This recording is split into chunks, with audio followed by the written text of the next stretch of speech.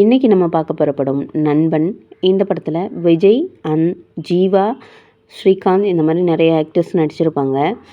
இதில் காலேஜ் போகிற பையன் அவனுடைய எய்மை நோக்கி தான் போகிறானா, இல்லை பேரண்ட்ஸ் சொன்னதுக்காண்டி ஒரு கட்டாயத்தின் பேரில் போய் படிக்கிறானா அப்படின்ற மாதிரி இந்த படத்தில் சொல்லியிருப்பாங்க.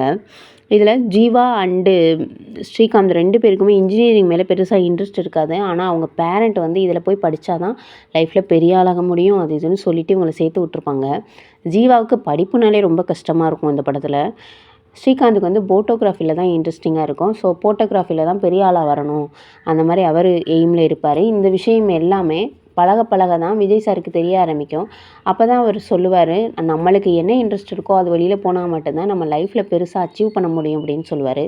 இன்னொன்று, இந்த படத்தில் இந்த சாரு திட்டுறது, பேரண்ட் ஏதாவது சொல்லிட்டாங்க, இல்லை இதில் படிப்பில் வந்து ஃபெயிலாக போயிட்டோம் அப்படின்றக்காண்டினா சூசைட் பண்ணிக்கிறது, இந்த மாதிரி விஷயங்கள்லாம் பண்ணக்கூடாது. ஏன்னா இந்த படத்தில் ஒரு பையன் சூசைட் பண்ணி இறந்தும் போவான். ஜீவா வந்து மாடியிலேருந்து குதித்து ஆனால் காப்பாற்றிடுவாங்க. அந்த மாதிரி விஷயங்கள் பண்ணக்கூடாது அந்த மாதிரி இதில் காமிச்சிருப்பாங்க.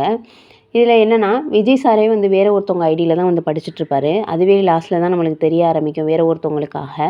இவருக்கு இன்ட்ரெஸ்ட் ஃபுல்லாகவே சயின்டிஸ்ட் ஆகணுன்றது மட்டும்தான். இவர் லாஸ்ட்டில் சயின்டிஸ்ட் ஆனாரா என்ன அப்படின்றது மட்டும்தான் இந்த படத்தோட கதை.